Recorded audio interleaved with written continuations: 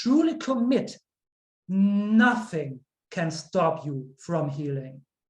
Like when we go back to my story again, I was completely committed. Like I was broken, I was devastated. I couldn't go on. It was like absolute hell. I knew something needed to change in order to live life in the way that I wanted to live it. I was completely committed.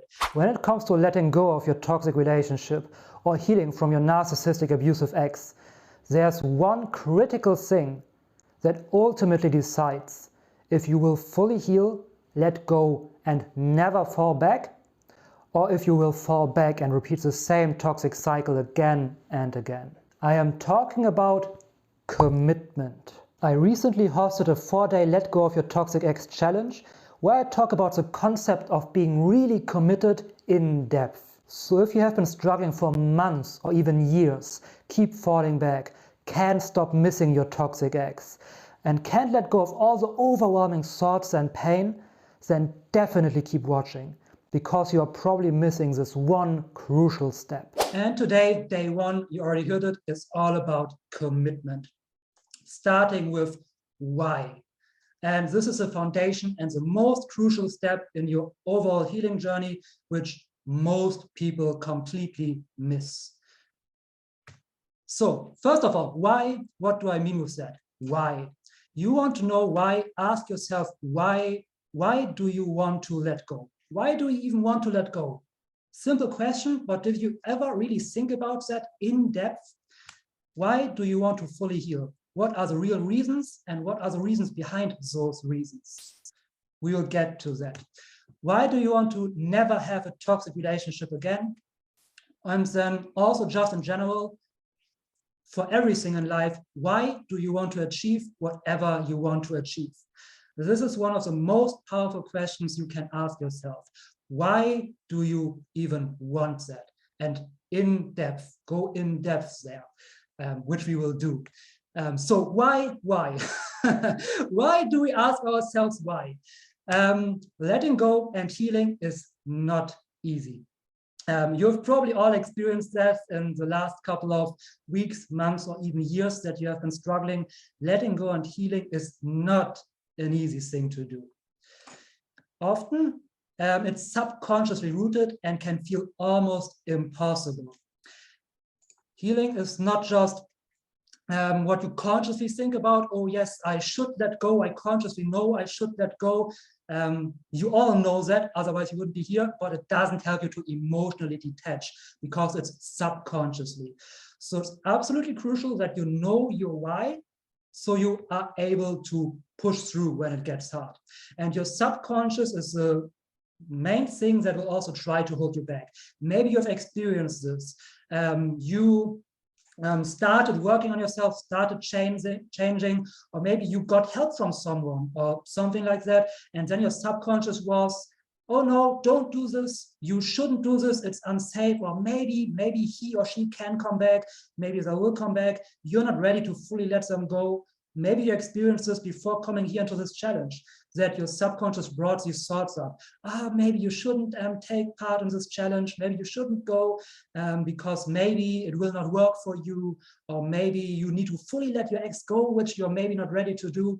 This is your subconscious trying to hold you back.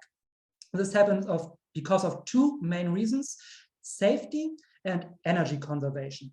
First of all, safety. Your subconscious will always try to keep you safe.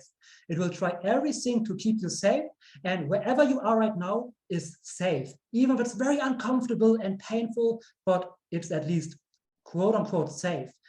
Healing from that, letting go, getting through this, is always a step into the unknown, and the unknown is potentially unsafe and dangerous. So your subconscious will try to prevent that from happening. Other reason, energy conservation. We as humans, everything we do, everything we think, everything we feel becomes habitual. It becomes habitual because our subconscious wants to conserve energy. And changing that, changing something about the way you have hold on to your toxic ex, the way you had this whole situation going on, stepping out of that, changing it, is combined with a huge energy investment. And your subconscious doesn't really want that. It wants to conserve energy. So it will try to hold you back. That's why it's so important to know your why you are doing this, why you are working on healing. And your why will lead to you being fully committed. Because if you know your why, if your why is big enough, you will be fully committed, which means you are willing to do whatever it takes. You will be able to push through when it gets hard, to put in the necessary healing work, to take action, even if you don't feel like it, to move forward towards healing. And not just healing, but also never falling back. That's, by the way, hopefully part of all of your whys. You don't just want to heal, but you never want to find yourself in a situation like this ever again. So to illustrate this point, a little bit about myself.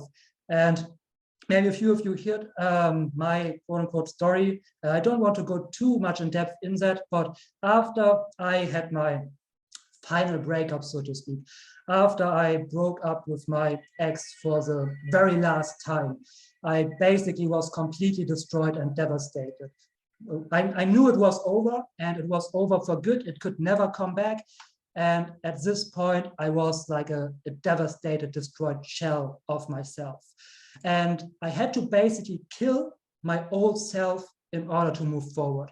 This might sound extreme, but my old self had all of this limiting beliefs that I needed to shift. I need to shift my whole belief system, all these beliefs of,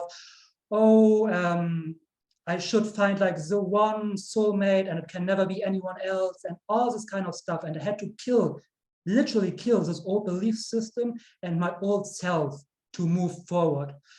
Otherwise, I would have been stuck as a mess, devastated, completely in pain, broken, longing for the past, longing for this to somehow come back. But I knew at this point it couldn't. I hit complete rock bottom.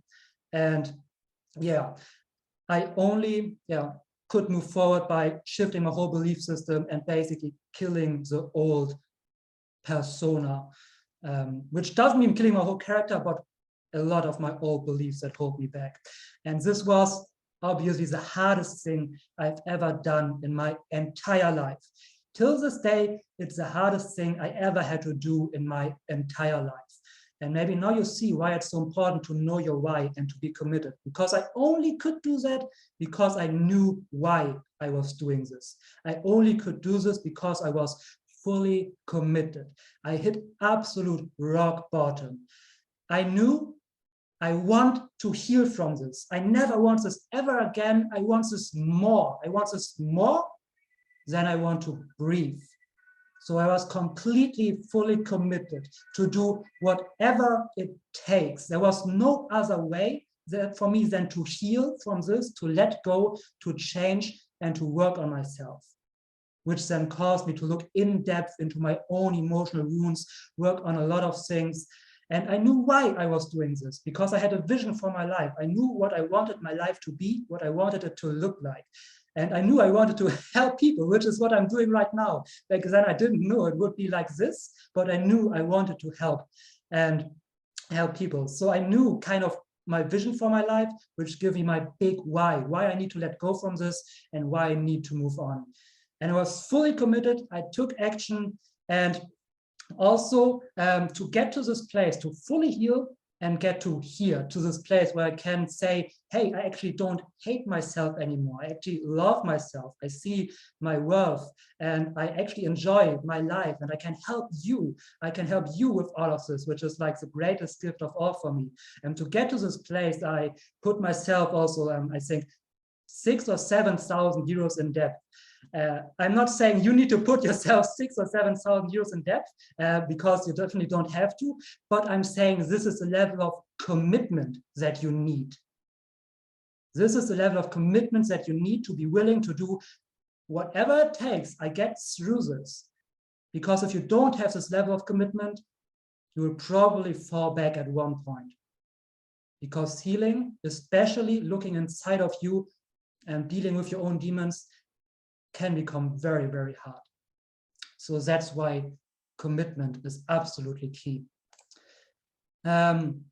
To illustrate that point further, 2 years ago, I had a free healing assessment call. You all know I do these for free. I had a free healing assessment call with, let's call her Mary, not her real name, obviously. And she wasn't fully committed to heal. And I will tell you why this is important in just a second. She wasn't fully committed to heal. So we had this healing assessment call. She wasn't fully committed. I gave her steps. I told her, hey, you need to do this. You need to work on that, or you'll keep repeating the same toxic cycles. A few months later, I think half a year later or something, we actually made another appointment for another healing assessment call. I very rarely do 2 calls because on the first call, I usually give everything that you need to work on. But yeah, I made another appointment because she was really struggling and I wanted to help, and she never showed up to this call. Well, okay, that can happen for sure, but she also never replied. She wasn't fully committed to move through this, to move on. And then actually this year in March, as you see here, she wrote me, thank you for everything, Philip. I know I am now happily married to the love of my life. And at this point, I knew, yeah, she was married to another narcissist. Like at this point, I knew, yes, you haven't been committed. You have not worked on your healing journey. I tried to help you, and you are probably married to another narcissist. Like, I hope you are not, but a message like this tells me, fuck, I could not help this person. I could not help her. And what do you know? In July of this year, I got this message. Philip, I'm doing absolutely horrible. The worst I've ever felt. I'm not sure I'm going to make it through this. Barely functioning, and then going on about how horrible this marriage and this new relationship is. And it breaks my heart to see these things. It just, because it's not the only example. I have seen this so many times, that people are not fully committed, that they don't put in the necessary healing work, that they don't do what they need to be doing, that they keep going in circles, that they feel like, oh, I am fine, and there's no need to look deeper into my subconscious, into my own self, and they then just end up in a situation like this. And this is so painful to read. And I offered help again. Hey, let's jump on another healing assessment call. Let's talk again what you can do. Didn't get a reply back. Yeah, because she is not fully committed. She is not fully committed to get through this. Right now, and this is also unfortunately the thing that can happen. Right now, she is probably at a state of complete victim mentality. And I'm not saying you're not a victim, you're a victim of this abuse for sure. But I'm saying you can be in a state where you just see yourself as a victim, and are in a state where you just want to complain and cry about what is wrong with you. But you don't want to take action to actually change it. And I know taking action to actually change it is hard. It's hard and requires a lot of work and effort. It's much easier to talk about your pain, to complain about it towards everyone and tell everybody how bad it is. But I understand, and it's important to talk about this, but only talking about this without action will not bring you forward. You will stay stuck in exactly this. So that's why being committed is absolutely key. And again, this is just one of many examples, unfortunately. I've seen this a lot when I've had people that I talked to 1 year, 2 years, 3 years ago, and they are still in the same toxic cycle. So yeah, it's absolutely crucial to be fully committed and know your why. And to look at this from another angle, your why is the foundation of everything. Of everything you do in your whole healing journey, your why is the foundation. The most foundational thing that you need to be absolutely clear about first, right from the beginning. Most important thing. After that, when you know your why, you are fully committed. If your why is big enough, if you have a big enough why, you are fully committed. This basically commitment results out of knowing your why. And when you are fully committed, you will take action. You will not just do research, we'll come to that in a moment, but you will actually take action. If it's not perfect action, it doesn't matter. If you don't really know what kind of action, just a little bit, and if you just take action sparingly, doesn't matter, but you will take action. If you're committed, you will take action to move forward towards healing. And if you're committed, you will readjust. You will take action, and if you find, oh, it doesn't really work, you will readjust your action and take other action. For example, first action that many people take is keeping busy and suppressing their feelings. Well, at least it's taking action, you know, at least it's taking action, but you will soon realize that the pain still comes up. You have anger outbursts, crying breakdowns, panic attacks. When you go to sleep, when you wake up in the morning, the thoughts will be there, the pain will be there. When you don't keep busy, the pain will be there. So you will realize, hey, taking this kind of action doesn't help me, so you will readjust the action that you take. And then you will readjust again and readjust again to move forward. And if all of that doesn't help, if you keep taking action, if you keep readjusting and you still don't make progress, if you're fully committed, you will get help if it's necessary. Because you see, hey, I'm still struggling, like since months or since years even, and I barely make any progress. I really need help with this. If you're committed, this is where you will get. Maybe readjusting action will help as well, but you will come to healing. If you're fully committed, this is what it will look like for you. Even if you get the wrong kind of help, which also unfortunately happens often, then you will realize, hey, this is not bringing me forward. There needs to be a better way, and search for other help. Or again, take other action. But this is what ultimately leads to healing. And the foundation of that is always your why. In fact, you move on, you let go before starting the healing work. Because if you truly commit, nothing can stop you from healing. Like when we go back to my story again, I was completely committed. Like I was broken. I was devastated. I couldn't go on. It was like absolute hell. I knew something needed to change in order to live life in the way that I wanted to live it. I was completely committed. And I knew no matter how much action I need to take, no matter how often I need to readjust, I will keep going and nothing can stop me from figuring this out. This is why I put myself 6,000 or 7,000 euros in debt, because I knew nothing can stop me. I push through this. I get to this place where I want to be, no matter what. And again, I'm not saying you need to put yourself in debt for anything. I'm just saying this is the level of commitment that you need. Because if you have this level of commitment, everything else will happen at one point, because nothing can stop you. If you are not sure about your why, if you don't really know your why, if you half-ass your why, if you're not quite 100% sure about why, what will happen is you're only interested. You're interested in healing and getting through this. And when you're only interested, you might take action, but you will take action sparingly and very rarely. And you will not readjust if it doesn't work, because you're just interested. Then you will just say, oh, it doesn't work, then I'll just stay in this comfort zone. You will not get help if it's necessary, and you will not heal if you're only interested. And that's why that's why we talk about why first. Commitment, knowing your why, is the difference of fully healing, having a life-changing experience, actually changing your life, or dabbling around, going along in the same cycles and always having the same toxic experiences. The difference is, are you committed or aren't you committed? I'll take a sip of water before I move on. By the way, is this helpful for you? Are you getting value out of this so far? Let me know in the chat, is this helpful? Does this make sense? Are you getting value from this? I hope you are. Moving on.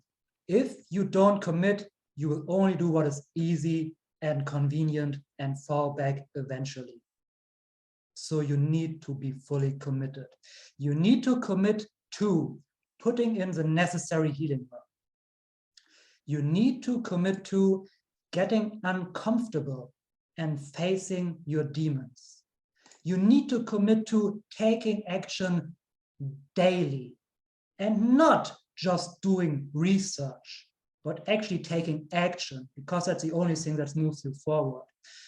And you need to commit to doing whatever it takes.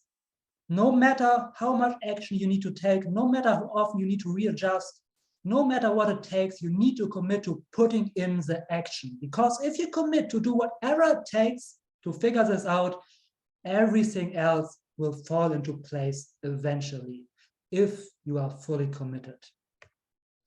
So let's look real quick at doing research versus taking action. And a lot of people are stuck in a paralysis analysis where they just do research and more research and more research. And with narcissism, this is like, I see this like crazy, where people research narcissism for weeks, for months, for years, learn everything about narcissists, what there is to learn, read this textbook about narcissism, read this textbook about narcissism, follow 1 million pages about narcissism, read more about narcissism, learn more about narcissism, and just doing research about narcissism. First of all, if you're doing this, you're doing the wrong kind of research. Your research should not be centered around narcissism, but around codependency and around why you put up with all of this in the first place. And second of all, doing research does not actually help you moving forward. Obviously, in the beginning, there needs to be a little bit of research so you understand what you're actually dealing with, what you shouldn't do with a narcissist, how you shouldn't behave, and what you need to do for yourself. But after that, you need to start taking action. And if you just research, you are here devastated, and this is what it looks like if you just do research. After days, same place. After weeks, same place. After months, same place. After years, still at the same place. Nothing has changed. If you, on the other hand, take action, even if it's not perfect action, even if you don't quite know what you're doing, but you take action and you readjust, then first in the days, obviously, you are still devastated. But if you take action after weeks, it gets better. After months, it gets even better. And after years, you will achieve healing. You will feel better. Obviously, it can be faster than years, but you need to take action and you will progressively move forward. Obviously, you can heal within weeks or months, especially with help. But taking action by yourself, it can take longer, but you will move forward and you will heal. You will feel better if you take action as opposed to just doing research. A good rule of thumb is for every hour that you do research, you should take 1 hour of action. And taking action can be as simple as sitting by yourself and allowing your feelings to come up. But we will come to that in the following days. But you need to stop just doing research and start taking action. It doesn't matter if it's imperfect action, if it doesn't matter if it's not the right action even, but just the mere fact that you're taking action moves you forward because it tells you what does work and more importantly, what doesn't work, and you can readjust. All right. If you don't heal, this is something you really need to ask yourself because pain is a very good motivator. What happens in your life if you don't heal? This is the foundation of your why. How will your life look like if you don't heal? What would the rest of your life look like if you stay stuck? If you don't move forward, if you don't heal, what will the rest of your life look like? Really ask yourself that. And let me give you some help with that. Probably ever-growing sadness, anxiety, and pain.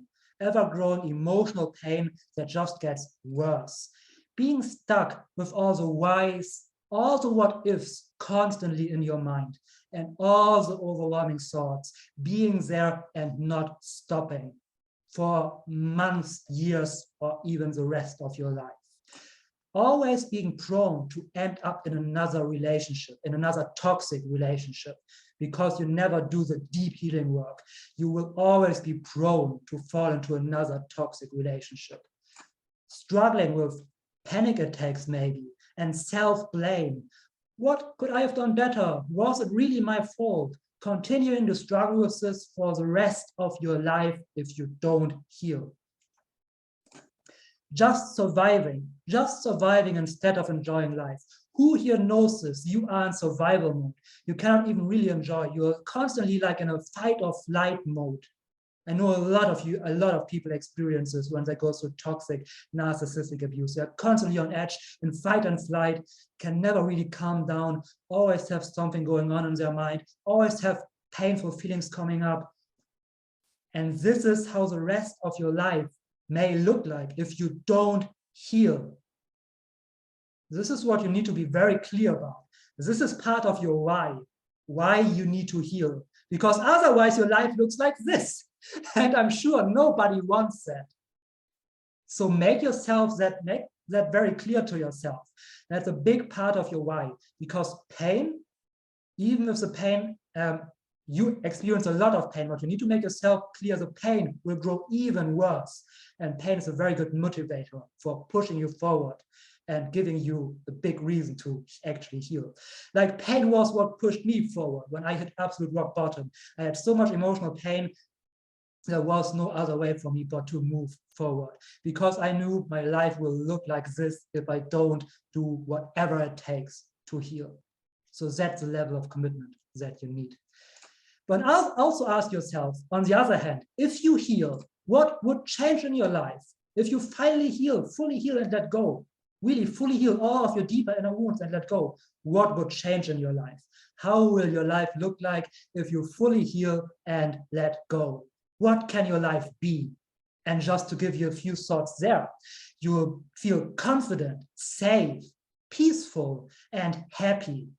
You will have all of these good emotions coming up even stronger instead of all the negative emotions. You will build up your confidence, feel safe because you don't need to worry about toxic people anymore. Peaceful because you naturally push them out of your life, and finally be happy. You will know that you will naturally repel toxic people because you do the deep healing work. You will not have like this laundry list of red flags that you need to go through, where you need to ask, was this really a red flag? Did you really overstep my boundary? Did she really, was this really toxic what she did? You will not need that, because if you really do the deep healing work, it will be natural for you. You will naturally repel toxic people because of the deep grounded sense of self-worth from inside of you that you will experience. What else? You will enjoy life without getting triggered the whole time and without all the overwhelming thoughts. Triggers, and we'll get to that, but triggers are always, triggers always point you in the direction of healing. A trigger shows you, hey, there's healing that needs to be done, but we will get through that. So if you fully heal, you can finally enjoy your life without getting triggered the whole time, especially by your toxic ex, and without all the overwhelming thoughts that are going on inside of your mind, or negative self-talk that is there and that keeps hurting you and keeps you stuck. You will finally feel good enough from the inside, knowing that you don't need to attach your worth, your feeling of good enough, to something external. It will come from inside of you, and no one can ever take this away. No external circumstance, because it comes from here, from the inside. And you will feel complete by yourself, not needing anything from the outside, not needing a partner to quote unquote complete you. That's a toxic, unhealthy mindset. You will feel complete and whole just by your own. And lastly, obviously, you will be in the perfect best spot to find someone else who is complete as well, to share your completeness with. You will be open to finding a healthy, loving relationship without, and this is important, without needing one. You never want to be in a place where you need a relationship. Sure, you want one because it's great, because you can share a beautiful life, but you want to be in a place where you already feel happy and content by yourself and don't need a relationship. Now, I am not saying that you cannot have a healthy relationship before you have fully healed, because that's not the case. You can find a partner before you have fully healed. You can find a partner that you work together with on healing, both of you working on healing, supporting each other, and that's beautiful, and that can totally happen. But you need to always be very, very clear about that. As long as you haven't healed and are not at a place where you feel good enough about yourself, are not at a place where you have a deep, strong sense of self-worth, you are very prone to fall for toxic relationships. You need to be very clear about that. All right, let's talk about hitting rock bottom. And I've hinted at it before already a little bit. When I hit rock bottom, hitting rock bottom can actually be a good thing. How can rock bottom be a good thing? What is he saying? Is he crazy? No. Listen to me. We as humans, we need to suffer a lot before changing. And it's true for most of us. And I'm sorry to say that, and it pains me time and time again, but I see it time and time again. Before we haven't suffered enough, we will stay stuck and we will keep repeating the same mistakes over and over and over and over again until we have suffered enough. So that's why rock bottom can be a good thing, because if you have the right mindset, hitting rock bottom forces you. It forces you into taking action. It gives you a big reason why, and it helps you to be fully committed. If we think back at my story, I was completely devastated. Like for me, there was no other way. I was a mess of emotional pain for a few months. And this gave me a very, very huge reason why I need to heal. And this forced me into taking action. And like this, hitting rock bottom can be a good thing. And let me see if I can actually do this other thing, what I want to do right now, because I want to bear with me for a second. How do I technique? I'm badly prepared, but I want to talk a little bit more about rock bottom. Where can I actually do that? Ah, here. Okay, I got it. Here we go. When we talk about rock bottom, and you all should see a white screen right now. Do you see a white screen? Type yes in the chat if you see my white board, my white screen. So I know you know. So I know you see what I'm writing. Okay, perfect. Good, perfect. So, oh, that's ugly. To illustrate that for you, what hitting rock bottom looks like, and bear with me here with my very ugly drawing. Let's say this year's emotions. Positive emotions up here, negative emotions down here. This is 0. This is how you feel. Then how you go through your life, especially struggling from toxic relationship, toxic abuse, an abusive ex, you're probably down here somewhere, and you have ups and downs and ups and downs, and maybe even you reach 0 sometimes, but you have ups and downs. And down here is rock bottom, this red line. Let's just make an arrow here, rock bottom.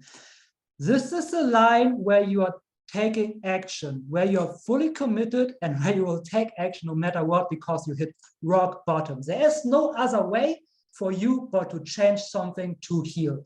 This is what rock bottom means. You are in so much emotional pain that there's no other way but to finally do something about it. And when you now go here, you maybe have declining emotional pain inside of you. It gets worse and worse, and then at one point you hit rock bottom.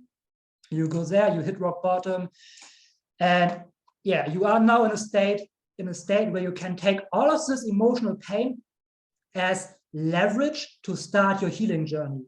Unfortunately, what many people do is they work on themselves, they heal, and they get here. And then they think, hey, I am not rock bottom anymore. Hey, everybody, I'm not rock bottom anymore. I am fine. Now I am fine. I feel better. It's all good. And they stop. They stop working on themselves. They stop looking deeper.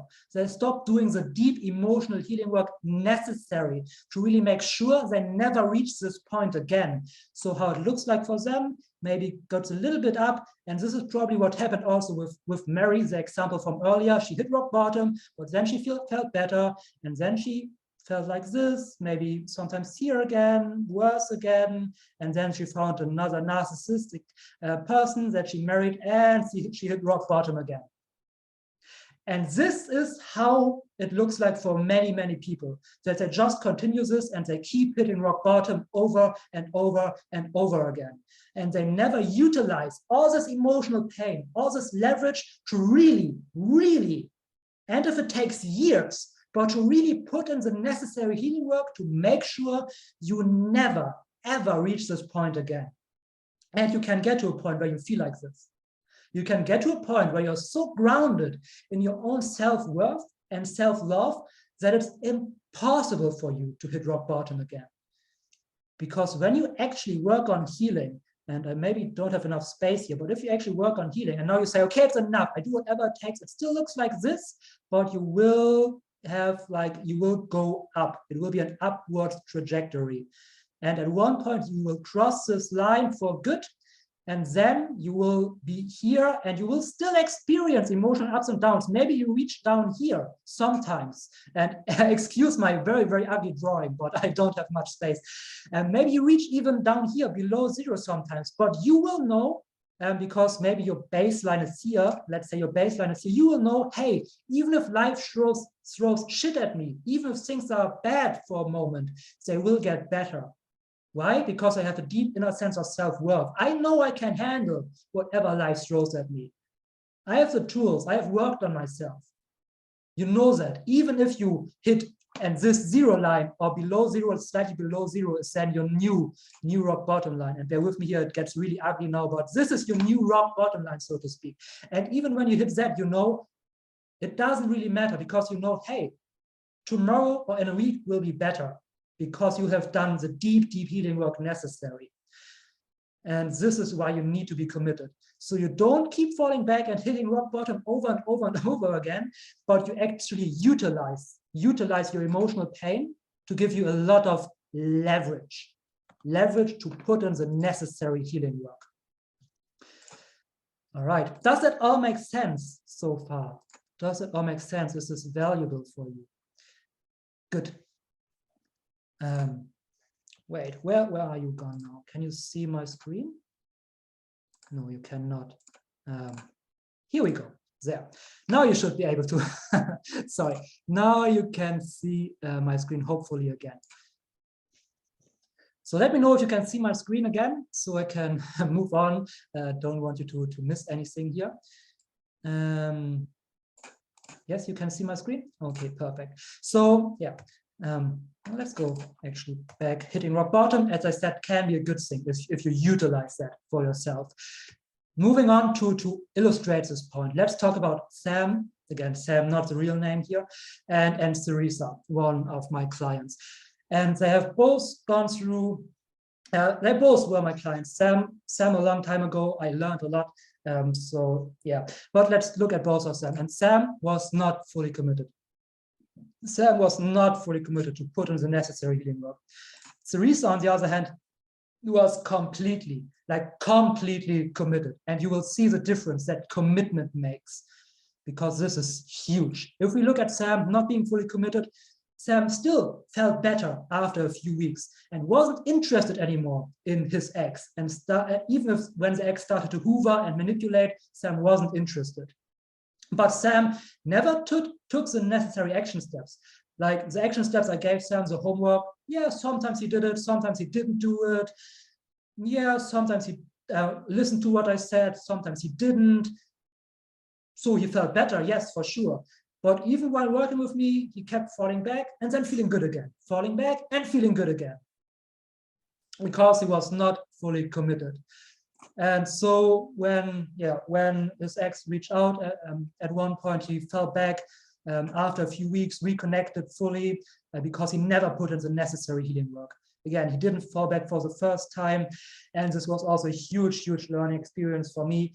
Since then, I drill down on commitment like very a lot in the beginning, in the first few sessions when I do one-on-one coaching, because this is absolute foundation. You need this level of commitment. And if someone joins my coaching, it's like Sam, where sometimes they do work, sometimes they don't do work, then I cannot continue working with you.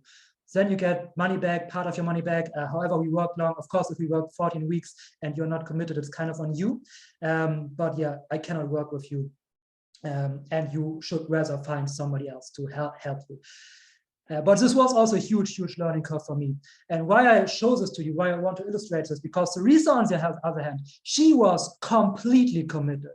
Like she hit absolute rock bottom. She was in a state like she couldn't leave her flat. She couldn't leave her flat. Her hair started to fall out. She felt absolutely horrible about herself, like so much emotional pain. It was unbelievable. But because of that, she was completely, entirely committed. And that's why, if you see up here, just after 3 weeks working with me, all of this happened. She fully let go of her toxic ex, came to a place of indifference. If you see here, after 3 weeks, she got to a place where she understand how to actually feel her feelings, understood her feelings, how to feel them as well, how to not let negative thoughts bully her into being sad and feeling worthless. And here, down here, for the first time in 4 years, she felt happy. After 3 weeks of putting in committed action, and was really confident again and believed in real love again. Not afraid of anything. And she actually, and this part, I really like this part, is beautiful. When looking in the mirror, she was actually excited at who was looking back at her. So this is what commitment does to you. If you're not committed, yeah, if you take action, if you work with anything, even in this challenge, if you're not committed in this challenge, if you don't put in the necessary work, you might feel better. You might feel good about yourself if you are not fully committed, but you will fall back. You will fall back and find yourself in the same toxic cycle, just like Sam did. But if you're fully committed, also in this challenge, if you're fully committed, if you do your homework, if you put in the necessary healing work, you will be more like Teresa and see this amazing, actual life-changing change, because you put in the work that is necessary, no matter what it takes. This is what commitment does.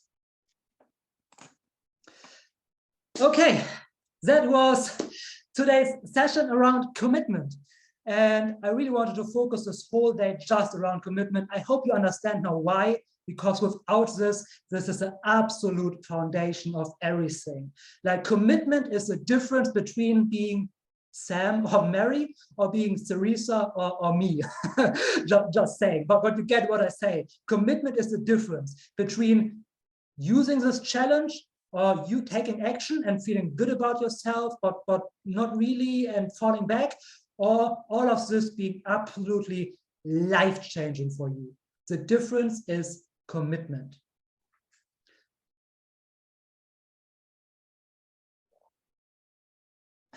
All right, so for your homework, it's maybe a lot, but I told you I will challenge you. So really write it down and do your homework. First of all, I want you to answer the question and think about, how did your life look like in the last months and years suffering from narcissistic abuse or suffering from the toxic relationships that you have been in? How did your life look like in the last months or years? Then answer the question, how will your life look like in the next years if you don't let go and fully heal? How will your life look like if you don't let go, if you don't heal, if you stay stuck? How will your life look like? Really gives this good thought and think about, how will your life look like if you don't heal? How will your life look like? What will your life be? We already talked a little bit about this earlier. Then also ask yourself the question, who else is suffering when you don't heal? Who else besides you is suffering?